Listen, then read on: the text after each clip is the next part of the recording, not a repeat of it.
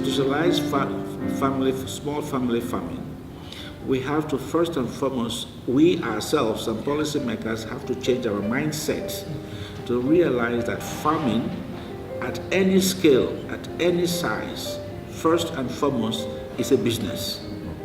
It's an economic activity that generates wealth and creates jobs. In that context, we should then see small farms and smallholder farmers as small entrepreneurs who are running a business. Now, IFAD is asking itself, if these are businesses, why are they not successful? Why are they not making profits? And we've realized that we have been treating them as if they were waiting for handouts, for charity. Farming is a dignified profession. That is what is first of all. So when governments begin to recognize farmers as professions in the agro-business, then it's an institution. And that's what it takes. So I think gradually, now we realize people are even asking, well, I want to know the source of my food. Where am I buying these mangoes from? Where are they produced? Were they produced in another country and then transported to India after injecting them with chemicals? People want to buy local foods because they know that they are safer. So this recognition of local, buy local, eat local, is beginning to generate a new trend in the consciousness of the quality of the food that we consume. There are 500 million small farms globally, and most of them are in the developing world. And 85% to 90% of all the farms are less than 2 hectares. In the developing world, they produce 80% of what is consumed locally on the average. In some countries it is 60%, in some countries it's 90%.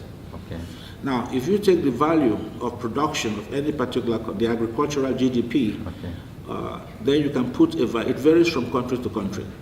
In some countries, agricultural GDP is 5%. In some places, it is 30%. In Africa, on the average, it is 30%. Because it's a major form of livelihoods. So the importance here is this. It's very important for us to know that the urban areas in the developing countries get their food mostly from the rural areas.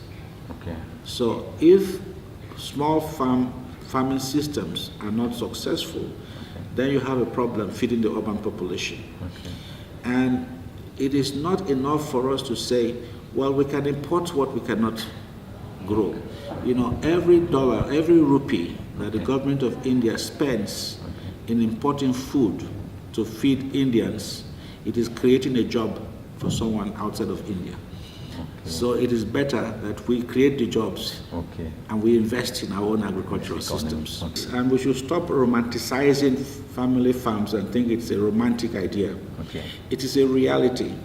It's a business. It's an integral part of the development process, but beyond that, it makes good economics. It makes good economic policy for countries to invest. As I said, where every dollar, every rupee that we spend in importing food because we cannot grow it or because we are not able to meet our own local production, you are creating jobs for someone else who is growing it elsewhere.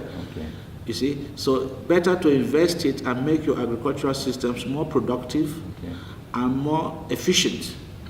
And so it makes good economic sense for you to conserve your economy. It's not just substitution. You create jobs, as I just said, you create jobs, you generate wealth.